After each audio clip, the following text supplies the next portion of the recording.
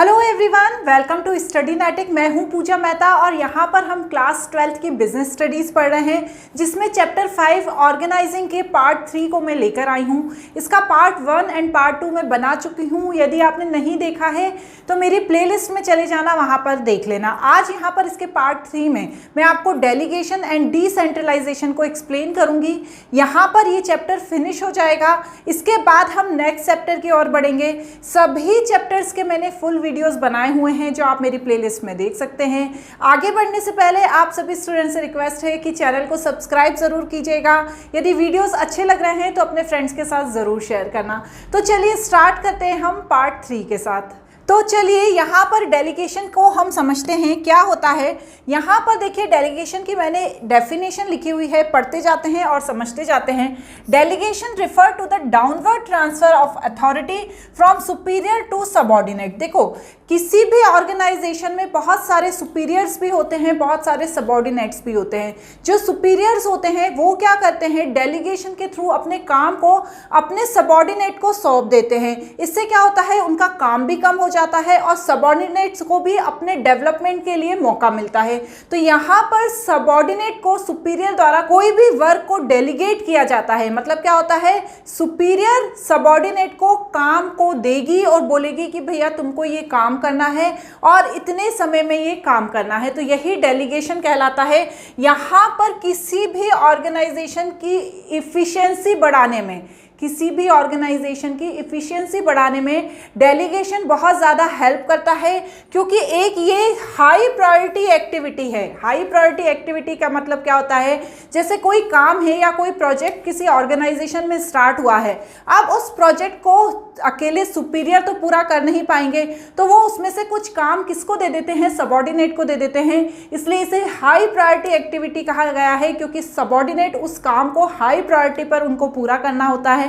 और साथ ही साथ उन्हें क्या होता है, जो सबऑर्डिनेट को काम करने को दिया गया है उन्हें अपॉर्चुनिटी मिलती है और साथ ही साथ अपने आप को डेवलप करने का मौका मिलता है, क्योंकि जब वो अच्छा काम करेंगे तो उन्हें आगे भी इस तरीके से और काम दिया जाएगा, जिससे उनकी ग्रोथ होगी, उन्हें डेवलपमेंट में उन्हें मौका मिलेगा। तो डेलीगेशन का सिंपल डेफिनेशन के अकॉर्डिंग यहाँ पर सुपीरियर द्वारा सबऑर्डिनेट को कुछ काम दिया जाता है, जिस काम को उसे पूरा करना पड़ता है। उस काम को करने से उसका अपना डेवलपमेंट होता है और साथ ही साथ उसे उस काम को करने की अपॉर्चुनिटी भी मिलती है। तो अब यहाँ पर डेलीगेशन की डेफिनेशन को समझने के बाद हम क्या समझेंगे, एलिमेंट ऑफ डेलीगेशन। देखो बहुत इंपॉर्टेंट है ये जो एलिमेंट दिए हुए हैं डेलीगेशन के। सबसे पहला है इसमें क्या, अथॉरिटी। ठीक है, ध्यान से समझना। सबसे पहला है अथॉरिटी। अथॉरिटी क्या कहती है, authority refer to the right of an individual to command his subordinate and take action within a scope of his position. Authority superior के पास है, ठीक है ना। उस काम को करने की अथॉरिटी किसके पास है, सुपीरियर के पास है। अब यहाँ पर क्या कर रहा है, सुपीरियर कमांड दे रहा है किसको, अपने सबऑर्डिनेट को, और कह रहा है कि ये जो मेरा काम है वो तुम्हें करना है, ठीक है, एनी हाउ। ठीक है, यहाँ पर सिर्फ जितना काम सुपीरियर बता रहा है सबऑर्डिनेट को उतना ही काम करना है। ये जो कॉन्सेप्ट है ये स्कॉलर चेन का कॉन्सेप्ट है। आपको पता ही है ना स्कॉलर चेन में क्या होता है। यहाँ पर A B C D E, मतलब ए जो है वो बी को काम बताएगा, ठीक है, जो बी है वो सी को बताएगा, सी डी को, डी ई को। ये स्कॉलर चेन के कॉन्सेप्ट को फॉलो करता है। यहाँ पर किसी भी तरह का डिसीजन लेने का अधिकार इन लोगों के पास नहीं होता है। जो सुपीरियर काम बताता है वही काम सबऑर्डिनेट को करना होता है। तो ये क्या होती है, उसे काम करने की अथॉरिटी प्रोवाइड की जाती है सबऑर्डिनेट को, किसके द्वारा, सुपीरियर द्वारा। ठीक है, अब नेक्स्ट क्या है, रिस्पॉन्सिबिलिटी। अब रिस्पॉन्सिबिलिटी का क्या मतलब है, आपको बड़े खुश हो गए आप कि आपको आपके सुपीरियर ने ये काम करने की अथॉरिटी आपको दे दी है। तो क्या उसके अथॉरिटी देने से ही आपका काम हो जाता है, नहीं, आप उसके लिए रिस्पॉन्सिबल हो जाते हो। तो वही चीज़ यहाँ पर लिखी हुई है, it arise from the superior subordinate relationship because the subordinate is bound to perform the duty assigned to him by the superior. मतलब यहाँ पर जो सुपीरियर के द्वारा काम दिया गया है सबऑर्डिनेट को, तो सबऑर्डिनेट बाउंड हो गया है कि उसको वो काम उसको करना ही करके ही देना पड़ेगा। ठीक है, तो यही चीज़ कही गई है, responsibility flow upward, authority downward आती है क्योंकि ऊपर के द्वारा ए के द्वारा बी को दी जाती है। ठीक है। तो अथॉरिटी क्या होती है, डाउनवर्ड आती है, लेकिन जो रिस्पॉन्सिबिलिटी है वो अपवर्ड जाती है। तो यहाँ पर बी की रिस्पॉन्सिबिलिटी है ए को कि उसने जो काम दिया है उसको पूरा करके उसको अपने सुपीरियर को देना हो। तो यहाँ पर इस बात को ध्यान रखने को कहा गया है कि रिस्पॉन्सिबिलिटी एंड अथॉरिटी दोनों साथ साथ चलती है। जब अथॉरिटी मिलती है तो रिस्पॉन्सिबिलिटी भी देनी पड़ती है, ठीक है ना। तो वही चीज इसमें बताई गई है। नेक्स्ट पॉइंट क्या बोल रहा है इसका, अकाउंटेबिलिटी। ठीक है, ध्यान से समझना अकाउंटेबिलिटी, क्योंकि क्या होता है ना, ये सभी कॉन्सेप्ट अधिकतर बच्चों को एक जैसे लगते हैं पर ऐसा नहीं है। Accountability implies when the answerable for the final outcome. आपको सुपीरियर ने बोला कि ये काम करना है, आप उसके लिए रिस्पॉन्सिबल हो गए, लेकिन अकाउंटेबिलिटी का मतलब है कि आपको फाइनल आउटकम देना ही है, ये आपका काम है। तो यहाँ पर फाइनल आउटकम के बात की गई है। Once authority has been delegated and responsibility accepted one can not deny accountability. यदि उसने आपको अथॉरिटी दे दी सुपीरियर ने और आपने पक्का बोल दिया कि हाँ मैं इस काम को करूँगा, तो अब आप उसको मना नहीं कर सकते हो कि नहीं मैं इस काम को नहीं करूँगा। तो ये आपकी अकाउंटेबिलिटी है कि आपको उसको प्रॉपर आउटकम देना होगा। यहाँ पर अकाउंटेबिलिटी का ये भी मतलब बताया गया है कि काम इस तरीके से सबऑर्डिनेट को करके देना होता है सुपीरियर को कि वो सेटिस्फैक्ट्री हो, उसका जो काम हो वो अच्छी परफॉर्मेंस के साथ हो। ऐसा नहीं है कि कोई भी आपने रिस्पॉन्सिबिलिटी ली है और उसे गलत तरीके से कर रहे हो। तो यहाँ पर अकाउंटेबिलिटी का मतलब है कि आपको उस काम को अच्छी परफॉर्मेंस के साथ करना है और प्रॉपर आउटकम प्रोवाइड कराना है। क्लियर। नेक्स्ट क्या बोल रहे हैं इसमें, ठीक है। अब है यहाँ पर importance of delegation. Effective management by empowering the employees and the manager are able to function more efficiently as they get more of concrete the important matters। देखो, जब सुपीरियर द्वारा सबऑर्डिनेट को कोई काम करने को कहा जाता है तो वो क्या काम करता है, अपनी इफेक्टिवनेस से काम करता है। क्यों? क्योंकि पहली चीज़ तो उसको बड़ा प्राउड फील होता है कि मुझे इस काम के लिए चुना गया है। अब यहाँ पर जब वो काम करता है तो वो इस तरीके से काम करता है कि इफेक्टिवली काम कर सके। तो यहाँ पर इफेक्टिव मैनेजमेंट को बहुत ही ज़्यादा इंपॉर्टेंट बताया गया है, जिससे सबऑर्डिनेट सुपीरियर के द्वारा दिए हुए काम को करते हैं। ठीक है। एम्प्लॉय डेवलपमेंट, देखो किसी भी एम्प्लॉय के डेवलपमेंट के लिए ज़रूरी है कि उसे उस काम को करने को कहा जाए। तो यहाँ पर एम्प्लॉय डेवलपमेंट का मतलब क्या बताया गया है, as a result of delegation employ get more opportunity to utilise their talent and may give rise to latest ability in them. वही बताया है कि वो अपने टैलेंट का प्रॉपर यूज़ कर सकता है और उसे यूटिलाइज करके अपने काम को और अच्छे तरीके से कर सकता है। ठीक है ना। मोटिवेशन ऑफ एम्प्लॉय, देखो जब सुपीरियर द्वारा सबऑर्डिनेट को काम दिया जाता है तो उसको मोटिवेशन मिलता है कि हाँ मैं भी एबल हूँ, मुझे भी काम करने की क्षमता है, मैं भी अच्छे से काम कर सकता हूँ। तो यहाँ पर एम्प्लॉयज़ का मोटिवेशन होता है इससे। नेक्स्ट क्या है, facilitation of growth. Delegation help to the expansion of organisation by providing to ready workforce to take a leading position of new ventures. देखो कोई भी सुपीरियर, कोई भी ओनर, कोई भी डायरेक्टर अपना अकेले काम नहीं कर सकता, उसको अपने काम को डेलीगेट करना ही पड़ता है अपने सबऑर्डिनेट्स को।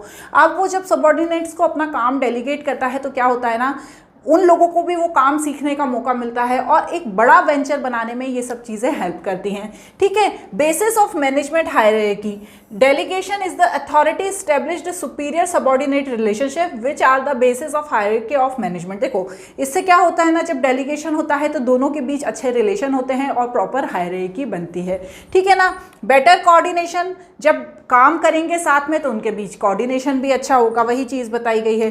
अब यहाँ पर नेक्स्ट आ जाता है जो इस वीडियो में हम पढ़ने वाले हैं, डिसेंट्रलाइजेशन। डिसेंट्रलाइजेशन क्या होता है, decentralisation explain the manner which decision making responsibility are divided among the hierarchical level. देखो डेलीगेशन में क्या होता था बच्चों, एक हमारा होता था सुपीरियर, दूसरा होता था हमारा सबऑर्डिनेट। ठीक है।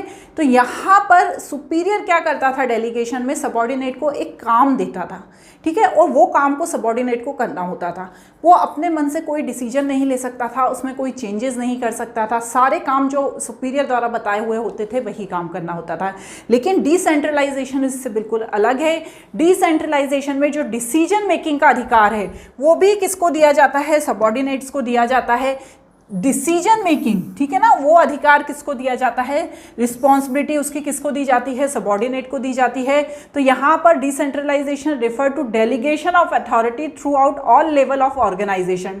Decision making authority is shared with the lower level and the consequently placed nearest of the point of action, ठीक है। जैसे हम सपोर्ट ये A B C D E F G H है ना, अब ये कौन हो गए, हमारे सुपीरियर हो गए। सुपीरियर ने एक काम दिया बी को और बोला कि ये काम तुम्हें करना है और इससे रिलेटेड जो भी डिसीजन है वो तुम ले सकते हो, तुम्हें मेरे पास आने की ज़रूरत नहीं है। इसी तरह बी ने काम दिया सी को और बोला कि यार ये जो काम है इतना तुम कर लो, बाकी काम मैं कर लूँगा और इससे रिलेटेड डिसीजन तुम ले सकते हो। इसी तरह आगे हायरार्की चलती रही। तो यहाँ पर डिसेंट्रलाइजेशन में सभी जो सबॉर्डिनेट्स हैं उनके पास अधिकार होता है कि वो डिसीजन ले सकते हैं और उसके अकॉर्डिंग काम कर सकते हैं। तो वही यहाँ पर डिसेंट्रलाइजेशन बताया गया है। अब यहाँ पर डिसेंट्रलाइजेशन के अलावा सेंट्रलाइजेशन भी होता है। यहाँ पर देखो सिंपल सी डेफिनेशन दी हुई है, in centralised organisation strategic planning, goal setting, budgeting and talent deployment are typically conduct by the single senior leader और लीडरशिप टीम, ठीक है। यहाँ पर सेंट्रलाइजेशन और डेलीगेशन कुछ कुछ एक जैसा होता है। डेलीगेशन में क्या होता है, जैसे अथॉरिटी जो दी जाती है उतना ही काम करना होता है जो सबॉर्डिनेट होते हैं जितना सुपीरियर ने बताया है, तो वैसा ही सेंट्रलाइजेशन भी होता है, उतना ही काम करना होता है सबॉर्डिनेट्स को जितना सुपीरियर ने बताया है या सब लीडर ने बताया है या लीडरशिप टीम ने बताया है, उसके अलावा वो कुछ काम नहीं कर सकते। लेकिन decentralised organisation is the formal decision making power is distribute across multiple individuals और टीम, ठीक है ना। डिसेंट्रलाइजेशन में जो भी डिसीजन का काम है वो कोई भी कर सकता है, जो सबॉर्डिनेट्स को काम दिया गया है उनमें से कोई भी किसी भी तरह का डिसीजन ले सकता है। तो वही चीज़ यहाँ पर बताई गई है, उसी चीज़ को पूरा एक्सप्लेन किया हुआ है। इसकी पूरी PDF बच्चों में बहुत ही जल्दी आपको अवेलेबल करा दूंगी। इस PDF के थ्रू आप पढ़ सकते हैं, इसके क्वेश्चन आंसर भी मैं आपको प्रोवाइड कराऊंगी जो आप बिल्कुल आसानी से लर्न कर सकते हैं, ठीक है ना। तो यहाँ पर क्या बताया गया है, इसके इंपॉर्टेंस बताए गए हैं। क्या इंपॉर्टेंस बताए गए हैं, develops initiative among the subordinate, decentralisation help to promote self reliance and the confidence among the subordinates. देखो क्या होता है, डिसेंट्रलाइजेशन से डिसीजन मेकिंग का अधिकार भी किसके पास होता है, सबॉर्डिनेट्स के पास होता है, जिससे उनको कॉन्फिडेंस आता है यार कि मैं भी इस तरीके का काम कर सकता हूँ और मेरे पास डिसीजन मेकिंग का भी अधिकार है। तो ये उसको हेल्प करता है कि वो आगे इस तरीके से और काम कर सके। Develops the managerial talent for the future, देखो फ्यूचर में किसी भी ट्रेनिंग की जब नीड होती है, ठीक है ना, क्योंकि ये इंपॉर्टेंट पार्ट है किसी भी सबॉर्डिनेट के लिए कि वो अपनी स्किल्स को और ज़्यादा राइज करे और ज़्यादा डेवलप करे। क्योंकि देखो हर व्यक्ति जब ऑर्गेनाइजेशन में आता है ना तो उसको थोड़ा बहुत तो आके सीखना ही पड़ता है। तो जब उसे काम दिया जाता है, उसे डिसीजन मेकिंग की पावर दी जाती है, तो वो उससे और ज़्यादा सीखता है और ऑर्गेनाइजेशन को आगे ग्रो करने में हेल्प करता है। वही बताया गया है, क्विक डिसीजन मेकिंग, उसे जाना नहीं पड़ता अपने सुपीरियर के पास कि मुझे ये डिसीजन लेना है। डेलीगेशन और सेंट्रलाइजेशन में वो डिसीजन नहीं ले सकता है, उसे अपने सुपीरियर के पास जाना ही होता है। लेकिन यहाँ पर पूरी रिस्पॉन्सिबिलिटी और अथॉरिटी किसके पास होती है, सबॉर्डिनेट के पास होती है और वो क्विक डिसीजन ले सकता है, ठीक है।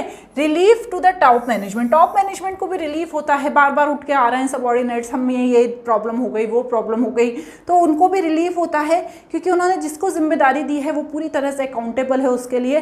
तो ये टॉप मैनेजमेंट के लिए भी रिलीफ का काम होता है। फैसिलिटेट ग्रोथ, डिसेंट्रलाइजेशन से क्या होता है ना, किसी भी ऑर्गेनाइजेशन की ग्रोथ बहुत जल्दी होती है क्योंकि काम थोड़ा थोड़ा सब में बढ़ जाता है और वो किसी भी ऑर्गेनाइजेशन की ग्रोथ के लिए बहुत ही ज़्यादा इंपॉर्टेंट होता है। तो बच्चों आज हमने चैप्टर 5 ऑर्गेनाइजिंग का एंड कर दिया है। अब बहुत ही जल्दी हम इसके नेक्स्ट चैप्टर से आगे कंटिन्यू करेंगे। आज के लिए इतना ही, बाय बाय।